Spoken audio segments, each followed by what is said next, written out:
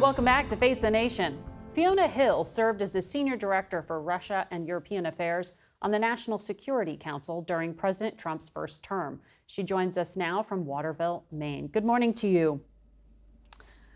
Good morning, Margaret. Well, Fiona, you were an advisor during that infamous Helsinki summit in 2018. You've spoken about that in the past. I wonder what you think about how this Alaska summit compared.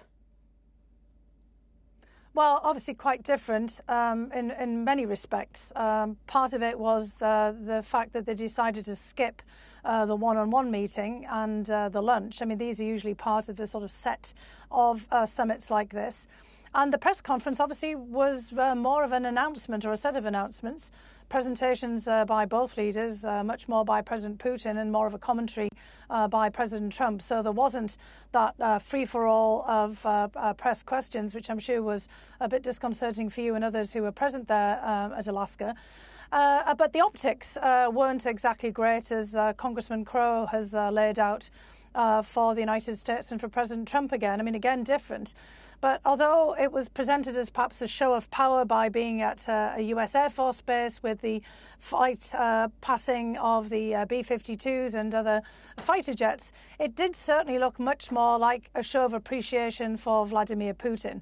And so the optics were really much more favorable to Putin than they were to the United States. It really looked like Putin had set the agenda there, the narrative, and in many respects the tone for the whole summit meeting. Well, saying that, you know, the president has a team of advisors around him, and in a traditional administration, those advisors would be setting the policy, they would be planning the optics, and they would be thinking through that. Do you think that the president's team set him up for success here? Well, look, it may well have been that one of the demands, because we've heard from Secretary Rubio, which I have to say I think was a very fair assessment of where things are.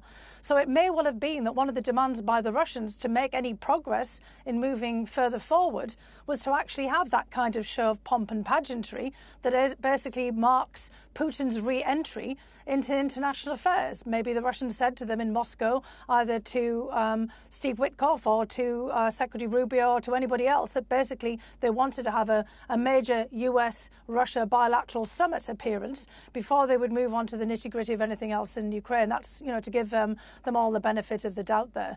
But it all now depends on what comes out of this. And I think, again, Secretary Rubio made it very clear that it's not going to be easy. He was certainly downplaying any expectations of a major breakthrough, but he did say that there was something that might be possible. And I think that's what's going to be the proof of whether this was actually worth all the effort that they went to in Alaska or not. And as Congressman Crow said, there's a pretty high bar here, because what Putin is doing is pretty brutal, and he's not showing right now any signs whatsoever of giving anything up. Mm-hmm. The United Kingdom's defense secretary has said that they would be willing to put boots on the ground in Ukraine to help oversee a ceasefire. When you hear these security guarantees being talked about, and the secretary said he is going to negotiate that tomorrow, what should we think, you know, what form is that going to take? What do you think that should look like? Well, look, I think he actually laid this out, and you did too in your questions, and I think Congressman Crow's made it very clear as well. It has to be a combination of all of the things that we've already heard discussed on the show today. You have to be able to have some boots on the ground. Congressman Crow said it doesn't have to be the United States. That's actually the case. But it actually has to be some commitment from the United States to enable European forces to actually hold that territory and to provide some security guarantees for Ukraine. The United States is key in terms of its intelligence, in terms of other enabling equipment and the information and the data that we would need for all of this to make a security intervention mean something. And it's also essential in terms of all kinds of other forms of equipment and defensive weaponry. We've already heard, of course, about Ukraine needing all kinds of equipment from javelins in the past to Patriots now, in terms of an integrated air and missile defense system that Ukraine desperately needs. So there's a lot there that we all know needs to be done. And what we really need to see, I think, in these meetings that will take place on Monday and moving forward, is a real commitment of the United States to work with Europeans and to work with Ukraine to make this this happen. And look, this is existential also for European security. So minimising the role of Europe here, be it the United Kingdom, be it Poland, be it Finland, be it France, be it Germany, is not the way to go. Europe has to have an equal say in all of this. This is about Europe's future and the future of European security, not just about Ukraine's. I want to ask you about the dynamic between Vladimir Putin and Donald Trump. You know both men. You've written biographies of Vladimir Putin, and of course you served under Donald Trump. In one of the Fox interviews that President Trump did, he said that he spoke about mail-in voting in the United States with Vladimir Putin. And during that press address, Putin also claimed that the war wouldn't have happened at all if Donald Trump had been president. I mean, that's a counterfactual, but that's something Trump often says on the trail. Why would those things be discussed at all if this was about Ukraine? Exactly. Well, look, this is Vladimir Putin, as usual, trying to manipulate US domestic politics. I've seen him do this over and over again, including at Helsinki, when he set the president off, not in the press conference, but before that, in a whole diatribe against his political enemies, because Putin deliberately asked him about this. So Putin knows that President Trump wants to have an acknowledgement of his self-assertion that the war wouldn't have happened had he been in the presidency. And so Putin's giving him something that plays well for President Trump in his own domestic environment. It doesn't play well in the international environment where people know things are much more complicated, but it's basically a gift and a concession to President Trump himself. And Putin wants to sow chaos in the American electoral system ahead of the midterms. So, of course, he's laid into this whole issue of mail-in voting. And President Trump asserted in his Fox News interview that there are no countries in the world that allow mail-in voting. Well, Russia allows mail-in voting. And if everybody wants to go out and look, they can look for themselves. In 2020, President Vladimir Putin signed into law Russians being able to vote by mail and also on the internet. And more than 30 other countries also allow some forms of mail-in voting. So it's just not true that other countries, including Russia, don't use this. It's a pure, blatant piece of manipulation. And that's the kind of thing that Putin likes to do. And of course, I don't think you would endorse the outcome of that voting system and that those elections are rigged in Russia, correct?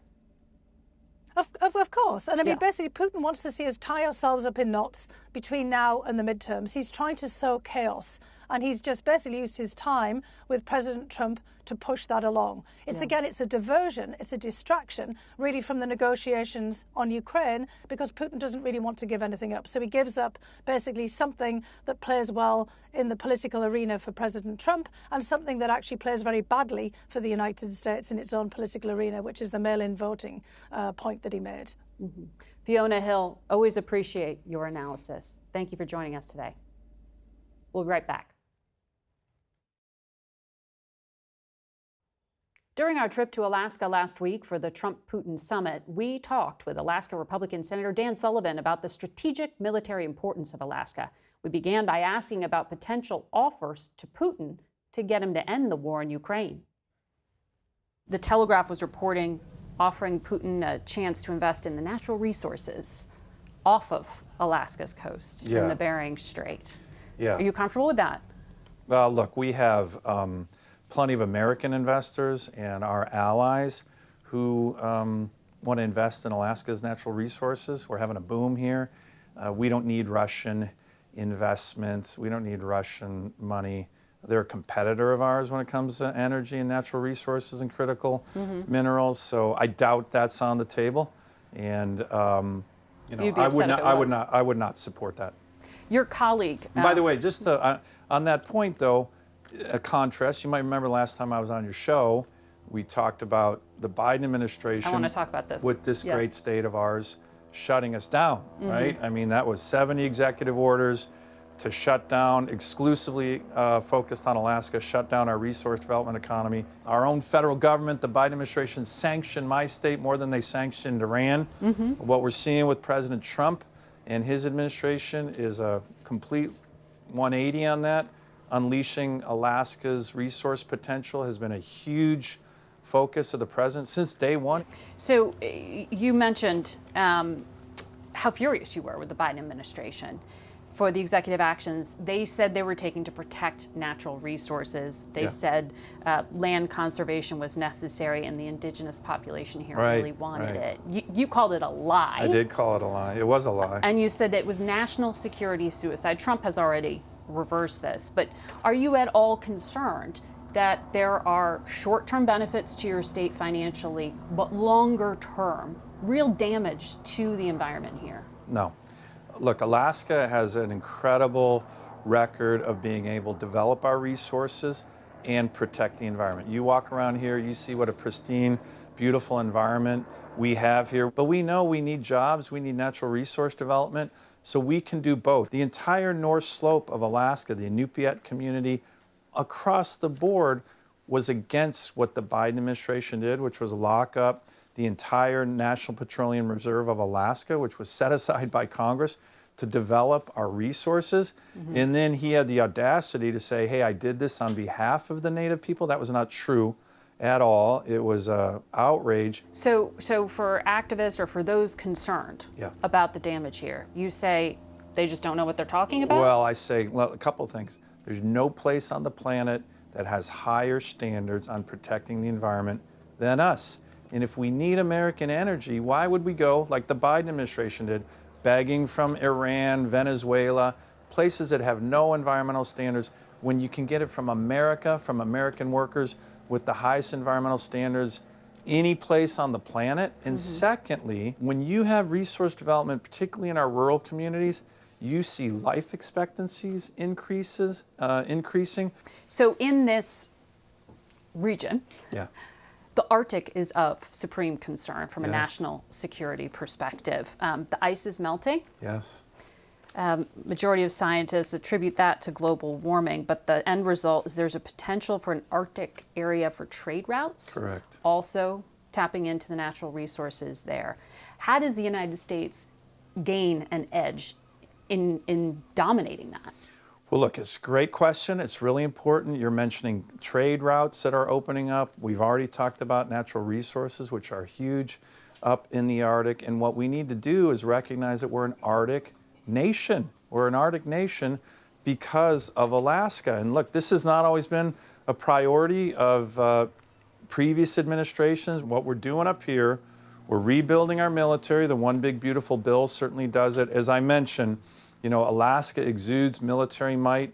We're the cornerstone of missile defense, and we're going to be the cornerstone of the president's Golden Dome initiative. We are the hub of air combat power. You're seeing them flying over here. We have over 100 fifth-generation fighters based in Alaska. We have a brand new U.S. Army Airborne Division up here. So we are building out our military, which is great, but also building out our Arctic capabilities. And again, in the One Big Beautiful Bill, almost $26 billion investment in the Coast Guard, which is the biggest investment in the Coast Guard in American history by far. 16 icebreakers coming with that, 22 cutters, 40 helicopters, a bunch of shoreside infrastructure. A lot of that's going to be in Alaska to defend the Arctic. And we need to defend the Arctic because, as you and I have talked about, the Russians and the Chinese are in our waters and in our airspace all the time, including doing joint operations up here, which is unprecedented. I wanted to ask you about that because the war in Ukraine has hurt Russia's finances, made it more dependent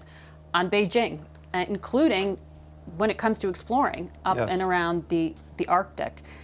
They had a joint bomber task force. Come here, pretty darn close. Oh, they were in our ADIZ, as we call it. The Air Defense Identification Zone. So are you concerned this actually becomes a flashpoint? I think this is already becoming a flashpoint. I mean, the number of times that the Russians and Chinese are doing joint strategic bomber task forces in our airspace and joint naval task forces in our EEZ, in our waters. In the economic zone. Yes, that's happening on a regular basis now. That's unprecedented. They don't do joint operations anywhere else on America's borders, that's for sure. Well, the Republican chair of the Armed Services Committee and the Appropriations Committee says there is far more needed for the U.S. military than what has been provided by the White House in their budget. We need to do more, and we certainly need to keep it above 3% of GDP and growing towards 4 or 5% of GDP. It's a dangerous world right now. But this One Big Beautiful Bill The budget reconciliation bill does a lot for our military right now on urgent needs. Shipbuilding, as you and I have talked about, our Navy, our ability to build ships is completely atrophied. Weapons and ammo systems, the Golden Dome. I know you have your own proposal, but has the Pentagon told you what the Golden Dome is? Right? I mean, I've been working on this with the Pentagon. This is missile defense that is layered missile defense. So what that means is, right here, like I said, you have the ground-based missile interceptor, the missile interceptors in Alaska. You have all the radar systems in Alaska that protect the whole country in terms of ballistic missiles. We have new threats. We have hypersonics. We have drones. We have, heck, even we've seen it here in Alaska, spy balloons. What we need to do is upgrade the system with what's called a layered defense, not just the ground-based system here, but you work it more with different systems, Aegis Ashore, THAAD, and then including space-based systems, both for tracking and intercepting, and you do that with an open architecture in terms of software to integrate those systems. So I am very familiar with what the Golden Dome is doing, and I'm leading the effort in the Senate on it. And by the way, my state is the cornerstone of all the missile defense right now and will continue to be so. You can find more from our interview with Dan Sullivan on our website, facethenation.com, and our YouTube page. We'll be back in a moment. We turn now to the humanitarian crisis in Gaza, where the Hamas-run Gaza Health Ministry reports that the total number of starvation-related deaths has now risen to 250, including 110 children, 7 of those deaths in the last 24 hours. World Central Kitchen founder José Andrés joins us this morning from Jerusalem. He visited Gaza late last week. Good morning. Good morning. It is rare to get a look inside of Gaza. The IDF does not allow journalists in to freely report, but they let you in. What did you see? Was a day trip.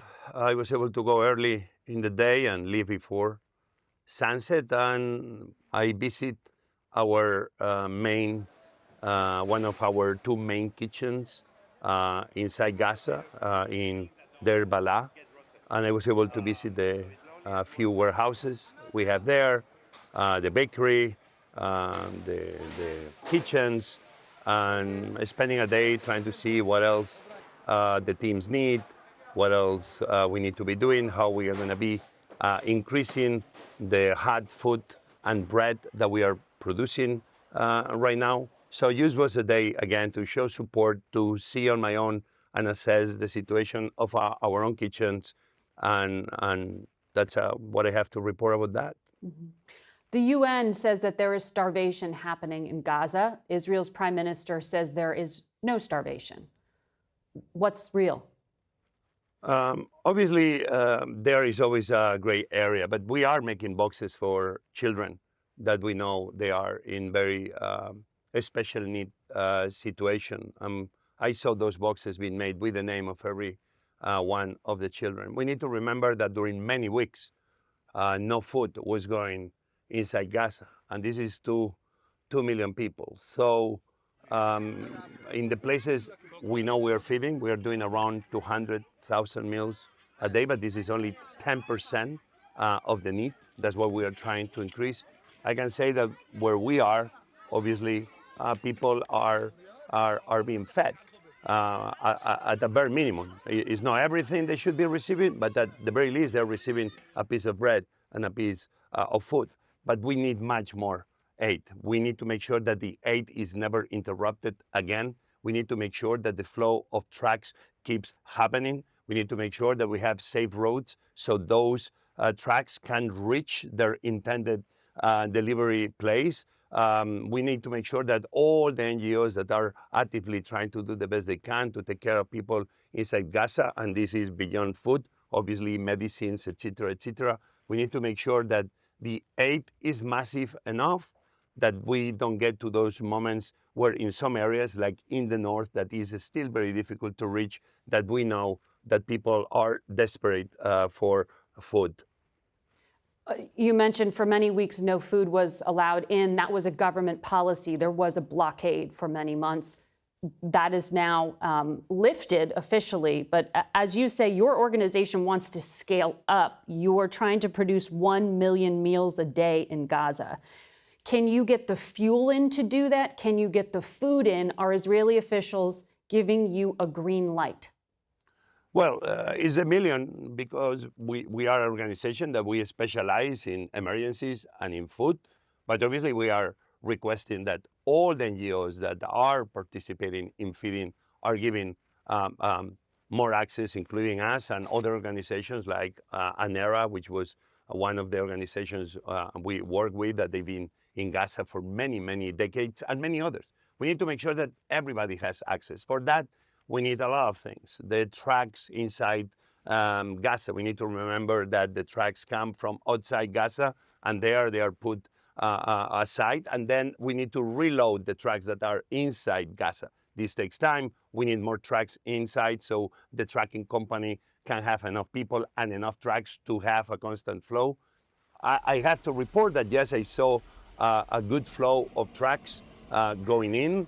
Around 150 to 250 trucks are going in every day. But even I will say that this is not enough. We need to make sure that we massively increase, that we massively make sure that nobody has to be walking for miles to try to reach a place where they can find a plate of food or use a bag of rice. We need to make sure, like what World Central Kitchen does. At one moment we had, 100, 200 kitchen partners. We need to make sure that we are cooking where people live. We need to make sure that we are feeding them where people are, so the people don't have to be, again, leaving their neighborhoods, leaving their tents, and walking for hours back and forth only to try to bring a little bit of food back home.